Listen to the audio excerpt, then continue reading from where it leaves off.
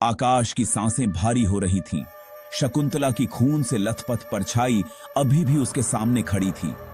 उसकी आंखें अंगारों की तरह चमक रही थीं।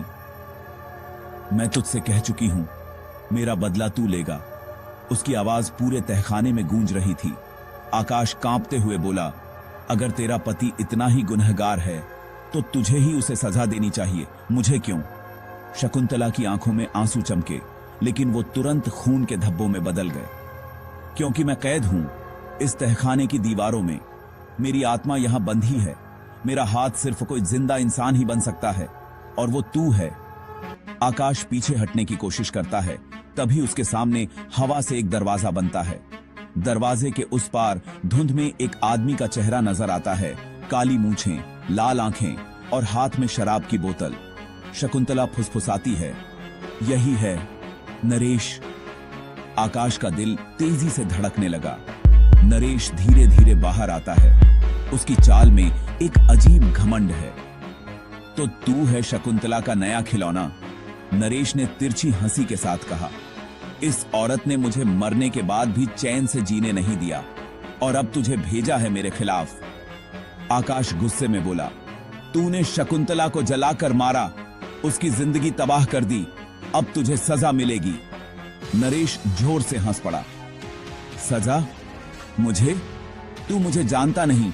मैं इस तहखाने का मालिक हूं। मैंने जितनी औरतों की जिंदगी तबाह की, उनकी रूहें आज भी मेरी गुलाम हैं। जैसे ही उसने ये कहा, अंधेरे से कई औरतों की परछाइयां निकल आईं। सबके चेहरे झुलसे हुए, आंखों में दर्द और हाथों में टूटी हुई चूड़ियां। वो सब नरेश के चारों ओर घूमने लगीं, जैसे किसी शैतान की सेना। आकाश एकदम स्तब्ध रह गया। शकुंतला की आवाज गूंजी, आकाश, डर मत। ये सब औरतें भी नरेश की शिकार हैं। अगर तू इन्हें सच्चाई दिखा दे तो ये उसकी गुलामी से मुक्त हो सकती हैं। आकाश ने कांपते हुए बोला, सच्चाई? कौन सी सच्चाई? अचानक उसके हाथ में एक टूटा हुआ आईना आ गया। आईने में नरेश का असली चेहरा दिखा, सड़ा हुआ, खून से भरा, आंखें गड्ढों में धंसी हुई और पूरा शरीर जलने के निशानों से भरा। आकाश ने आईना नरेश की तरफ बढ़ाया।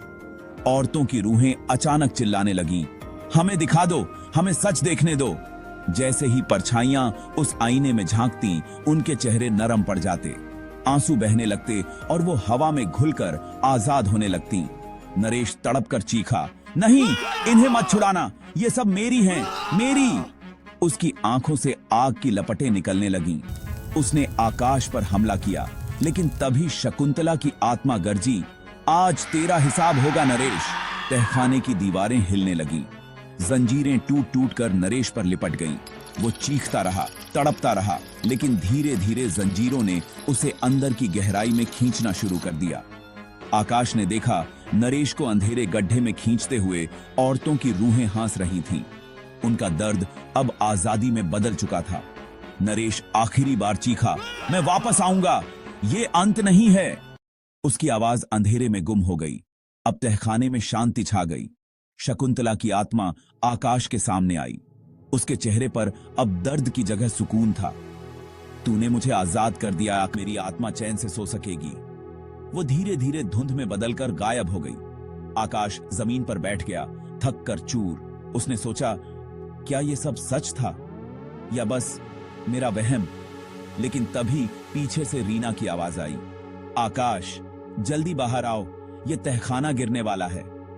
आकाश ने पीछे मुड़कर देखा, दीवारों में दरारें पड़ रही थीं।